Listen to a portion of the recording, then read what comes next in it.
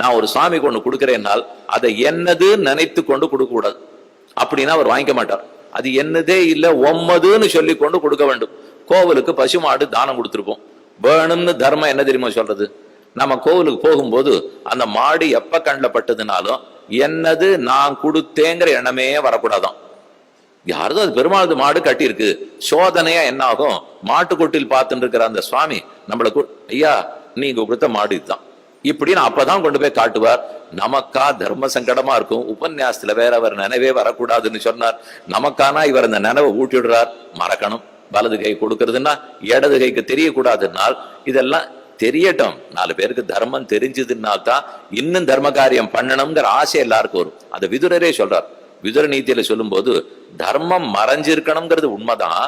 கொடுக்கிறவர் இடத்துலதான் அது சொல்லப்பட்டதே தவிர மற்ற பேர் அப்படி இல்லை. இத போல தர்மம் நடந்ததுன்னு கொண்டாடி பேசணுமா. பண்ணவர் பேசிக்க வேண்டாம், பண்ணவர் தன்னை பத்தி கொண்டாடிக்க வேண்டாம். ஆனா அடுத்தவர்கள் கொண்டாடினா தான் ஓ இப்படி இருக்கு போல் இருக்கு, நம்மளும் இப்படி பண்ணணும்னு தோணும். இல்ல சத்தமே இல்லைன்னால் எனக்கு எப்படி ஆசை வரும்? பள்ளிக்கூடத்துல படிக்கிற பிள்ளைக்கே அதை பாரு அவன் 100க்கு 100 வாங்கிட்டு வரான், நீ என்ன பண்ணிட்டு இருக்கேன்னா தான் வரும். அந்த போட்டி கூட இல்லைன்னா எப்படி வருவா?